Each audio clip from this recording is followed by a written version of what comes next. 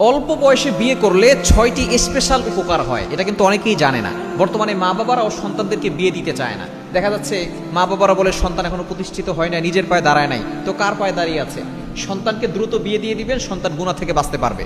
অনেক মা বাবা আছে তারা চিন্তা করে সন্তান বিয়ে করার পরে তো বউকে ভালোবাসবে, আমাদেরকে ভালোবাসবে না, এজন্য তারা সন্তানকে কাজ করায়, টাকা পয়সা খায়, এরপরে মনে করে যে বিয়ে করলে মনে হয় ভালো হবে।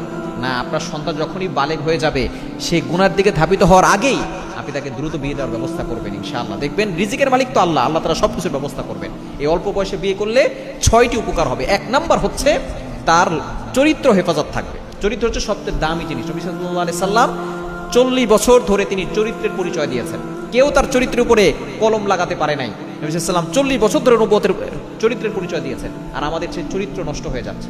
এজন্য 1 নাম্বার চরিত্র হেফাজত থাকবে। 2 নাম্বার হচ্ছে লজ্জাস্থান হেফাজত থাকবে। এই লজ্জাস্থানের কারণে অধিকাংশ মানুষ জাহান্নামে চলে যাবে।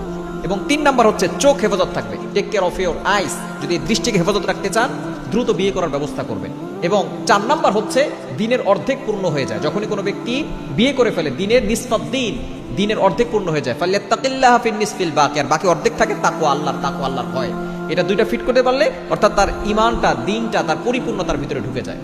এবং 5 নাম্বার হচ্ছে সে ধনী হয়ে যায়। অর্থাৎ যে বিয়ে করে আল্লাহ তাআলা তার জীবনে বরকত দান করেন।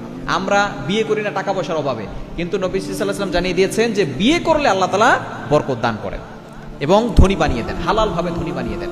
এবং 6 নাম্বার হচ্ছে মোস্ট ইম্পর্টেন্ট, সেটা হচ্ছে আল্লাহর নৈকট্য অর্জন হয়, ইবাদত করে মজা পাওয়া যায়।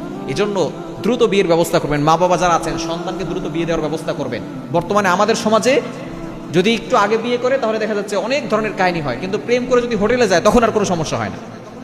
দেখা যাচ্ছে বিয়ে করলে তাদের সমস্যা হয়ে যায়, হালাল ভাবে যদি বিয়ে করে সেখানে সমস্যা হয়, কিন্তু প্রেম করলে এবং হোটেলে চলে গেলে সেখানে তাদের কোনো সমস্যা নাই। এজন্য আসুন ইসলামের বিধানগুলো আছে যেগুলো, এগুলো আমরা বাস্তবায়ন করার চেষ্টা করি। তাহলে দেখবেন সমাজ থেকে অন্যায় দূর হবে, বিশৃঙ্খলা দূর হবে, ইফটিজিং বন্ধ হয়ে যাবে।